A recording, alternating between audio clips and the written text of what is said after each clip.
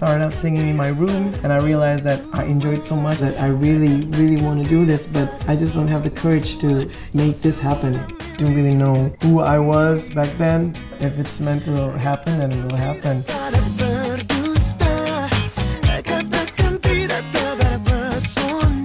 This album is really meaningful for me because this particular album really encompasses my musical journey for the last 10 years. It's really my legacy to the fans.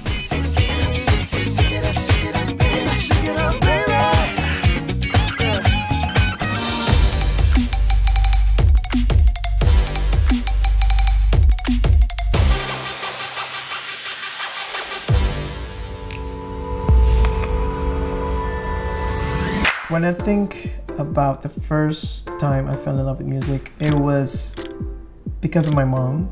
She used to buy me cassette tapes every week, but back then I only listened to classical music. That was kind of weird for like a young boy. So I remember I listened to like Lauryn Hill and all the boy bands that were like so popular back then. And yeah, I just started to singing. I started out singing in my room. I imagine me singing in front of like a huge crowd, you know, holding my like shampoo bottle or whatever. And it gives me so much joy back then. I knew it right away when I was a kid that I could sing, and I just knew it that probably I want to do this.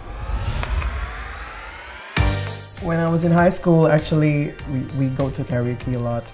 My friends back then heard me sing, and she was like, "They're opening an audition for Indonesian Idol, you should join." And I was like, "No way, I'm too shy for that." And she was like, "I'll go with you." On the second round, it was like a bigger thing, right? So on the second day, I remember I got Muse's concert tickets that night. I remember thinking, should I go to the concert or should I step into the room and audition? My time was about to come. I felt so nervous and I was shaking. I remember that I couldn't hold it together, and I thought like, screw this. Yeah, I ended up watching the concert. I had a blast at Muse's concert, and I was really looking forward to watch Muse. And I was calling my mom on the way to the concert, and she was like, "What are you doing?" She did not agree with me. A few months after the Muse concert, I went to a karaoke place with some of my friends. Little did I know that day was the day that totally changed my life forever. Girl, I'm in love with you, but this ain't a honeymoon. I sang John Legend's Ordinary People. I could say that was not my best performance, but it was really pure. That's what I felt when I heard it. Some of the guys there gave my vocals to the owner. When he heard, he was like, "Who's this guy?" And he was like looking for me at the place, and I was gone already. So they did like a hunt, and the funny thing is they told me this story. A bunch of kids were like, "Yeah, that's me, that's me singing that song." And when they asked them to sing, it was totally different.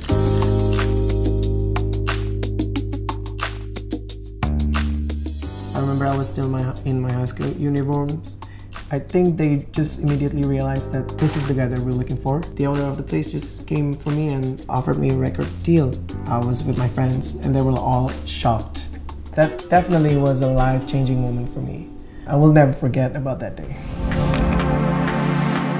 I remember the first time I went to the studio to record, I can't keep up with the tempo with the song, so I remember the producer was a bit frustrated because I just can't, you know, do it his way, you know, because I was so new and I was so unfamiliar with all of, you know, singing using headphones and, you know, with the tempo and stuff like that. It was pretty tough for me. They actually throw me into the stage. I performed in malls, food courts. Nobody was watching. I remember like it was empty, but they were kind of preparing me for it. Like it's gonna get even bigger than this. Untuk segalanya kau berikan lagi kesempatan itu akan We released the the album, I remember it was January 2008 and it became the biggest thing that year. It all happened so fast, man. Like, we didn't expect the album to be that big. I remember that I used to be able to go out to the malls without people looking at me, but you know, after the album released, I cannot go anywhere, man.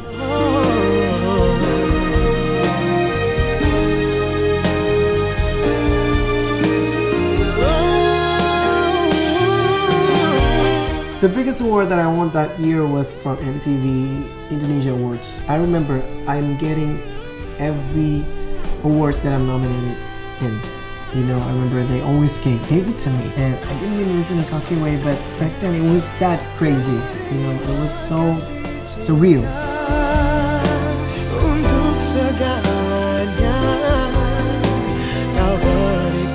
If I saw the videos of the performance back then, I was like, oh my god, why did I do that? I only have one move on stage, with just my hands in my pocket and just like sing, hold the mic like this. It was so nerve-wracking. I still think of me like a high school guy, high school boy. I didn't really have the chance to take it all in and just like to soak in the moment and just see like, okay, this is never gonna happen again. A lot of people in the industry told me that the second album really decides whether you're gonna stay in the industry or not. On my first album, I only released slow ballad songs. So I said, screw it, I'm tired of it. I really want to sing up-tempos because I really think that I could bring my color to the song. One of the songs that I did on the second album is called Panas Marah, and the label was like, not loving it. It was like, what is this? We're not paying for that. I don't think people will love it. I really believed in that song. I really believed that I need to do that song, so I decided to pay myself.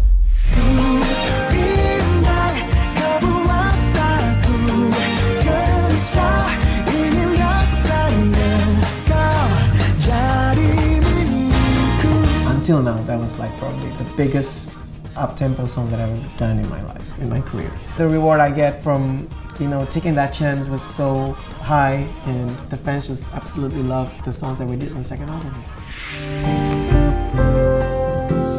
When the awards and when the fame started coming in, I really thought that I'm becoming a different guy. I was like more confident, but I was so focused on wanting people to like me, and I was so paranoid. I felt like everybody was like watching me, so I go everywhere using a facial mask. I was not myself. I let the fame get into me. Luckily, I was surrounded by the right people. You know, my mom always there for me. I realized that this is not real, and you really need to change your ways, Minch, and just be who you are. You know, all the fame, all the fortune, you know, it's not gonna do anything if you're still not loving yourself. I lost everything. At that moment, I thought of giving up, just leave everything behind. I just need a break from all of this.